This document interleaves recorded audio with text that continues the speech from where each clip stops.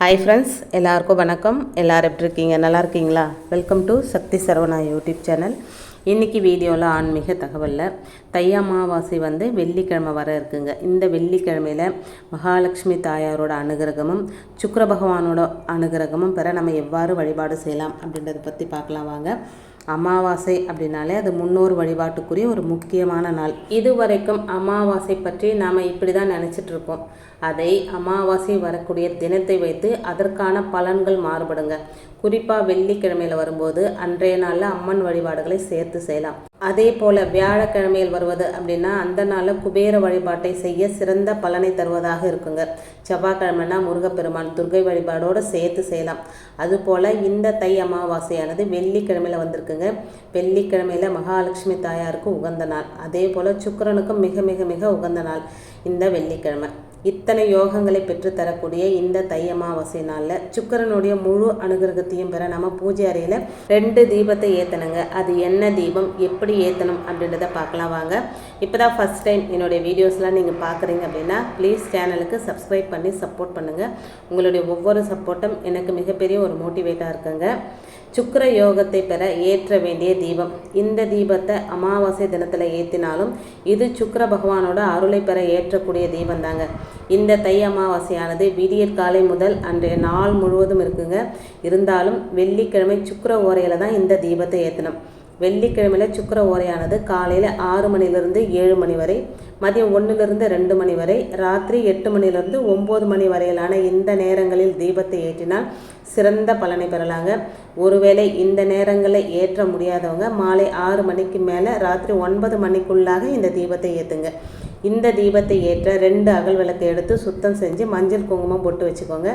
இந்த தீபத்தை வைத்து ஏற்றுவதற்கு ஒரு தட்டையும் தாம்பாள தட்டையும் தயார்படி வச்சுக்கோங்க. இந்த தீபம் ஏற்ற நாம் பயன்படுத்த போகும் தானியம் தாங்க ரொம்ப ரொம்ப முக்கியமானது. அது என்ன தானியம் அப்படின்னா வெள்ளை மொச்சை பயிருங்க. இந்த வெள்ளை மொச்சையானது சுக்கிர பகவானுக்கு மிகவும் உகந்த தானியம். இதையெல்லாம் ரெடி பண்ணி பூஜை அறையில் வச்சுருங்க. நம்ம பூஜை அறை சுத்தமாக தான் இருக்கும். ஏன்னா தை அமாவாசை அப்படின்றதுனால முந்தின நாளே நம்ம பூஜை அறையெல்லாம் க்ளீன் பண்ணி வீடெல்லாம் மாப் போட்டு பூஜை சாமான்லாம் க்ளீன் பண்ணி வச்சுருப்போம். பொதுவாகவே வியாழக்கிழமை நம்ம செய்கிற வேலை தாங்க இது. அதுவும் தை அமாவாசையோடு வந்திருக்கிற வெள்ளிக்கிழமை ரொம்ப விசேஷம். எல்லாம் ரெடி பண்ணி வச்சுட்டு உங்ககிட்ட மகாலட்சுமி தாயாரோட ஃபோட்டோ இருந்ததுன்னா அதை தொடச்சி மஞ்சள் குங்குமம் வச்சு வாசனை மிகுந்த பொருளால் அலங்காரம் பண்ணிக்கோங்க. சிலை வச்சுருக்கீங்க, மகாலட்சுமி தாயாரோட சிலை வச்சுருக்கீங்க அப்படின்னா அதுக்கு அபிஷேகம் பண்ணிக்கோங்க.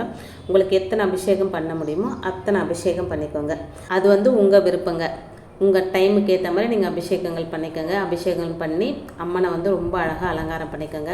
வாசனை பூக்கள் வச்சுருந்தீங்கன்னா அந்த பூக்களை வச்சு அலங்காரம் பண்ணிக்கோங்க. உங்ககிட்ட ஜவ்வாது அத்தர் இந்த மாதிரி ஏதாவது இருந்தால் அந்த சிலைக்கு போட்டு விடுங்க.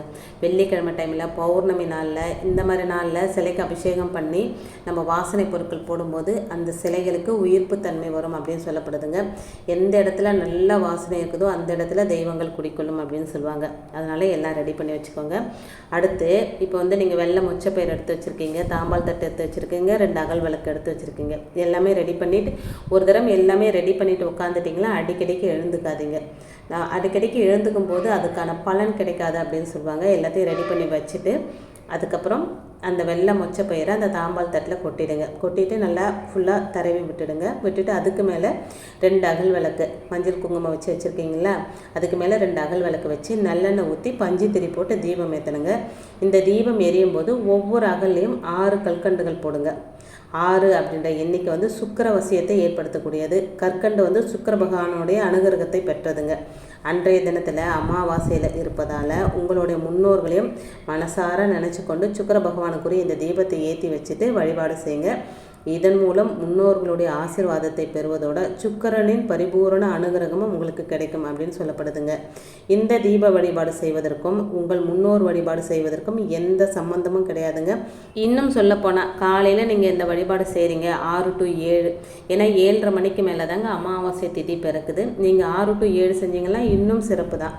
நீங்கள் இது செஞ்சு முடிச்சுட்டு மதியம் வந்து நம்ம முன்னோர்களுக்கான வழிபாடு நம்ம செய்யலாங்க. படையல் போட்டு அமாவாசை தினத்தை நம்ம வந்து வழிபடலாங்க. அப்படி இல்லைன்னா நீங்கள் 6 மணிக்கு மேலேயும் கூட மதியத்தில் நீங்கள் முன்னோர் வழிபாடு செஞ்சுட்டு படையலெல்லாம் போட்டுட்டு 6 மணிக்கு மேலே இந்த தீப வழிபாட்டை செய்யலாங்க. அது வந்து உங்களுடைய சௌகரியத்தை பொறுத்ததுங்க. இதில் முக்கியமாக சொல்ல வேண்டியது, இந்த தீப வழிபாட்டுக்கும் முன்னோர்களுடைய வழிபாட்டுக்கும் எந்த சம்பந்தமும் இல்லை அப்படின்றது தாங்க முக்கியமான விஷயம். அதனால் இந்த தினத்தில் முன்னோர் வழிபாட்டையும் எந்தவித குறையும் இல்லாமல் சிறப்பாக செஞ்சிடுங்க. இந்த பதிவில் உள்ள தீப வழிபாட்டு முறையில் நம்பிக்கை இருந்தால் நம்பிக்கையோடு செய்து நல்ல பலனை பெறுங்க. இந்த தீப வழிபாட்டை வந்து தொடர்ந்து 6 வாரம் செய்யணும். 6 அப்படின்றது சுக்கிர வசியத்தை கொண்டது அப்படின்றது உங்களுக்கு தெரிஞ்ச விஷயம்தான்.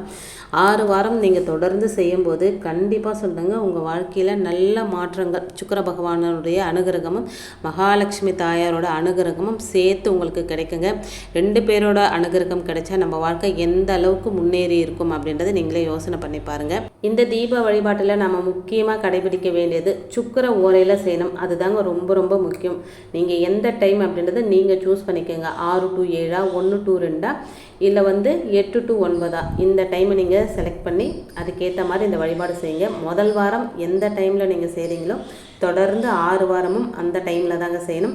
நெய்வேத்தியமாக வந்து சுக்கர பகவானுக்கு ரொம்ப பிடிச்ச கல்கண்டை கூட நெய்வேத்தியமாக வச்சுக்கலாங்க. எளிமையான தீப வழிபாடு எல்லாருமே செஞ்சு நல்ல பலனை அடையலாங்க. இன்றைக்கி வீடியோவில் நான் சொன்ன விஷயங்கள் உங்களுக்கு பிடிச்சிருந்தது அப்படின்னா ப்ளீஸ் சேனலுக்கு சப்ஸ்கிரைப் பண்ணி சப்போர்ட் பண்ணுங்கள். இந்த வீடியோ உங்கள் ஃப்ரெண்ட்ஸ் அண்ட் ஃபேமிலிக்கும் ஷேர் பண்ணி விடுங்க. இன்னொரு எளிமையான ஆன்மீக தகவலோடு உங்களை சந்திக்கிறேன். அது வரைக்கும் நன்றியும் வணக்கமும். Take care and bye friends.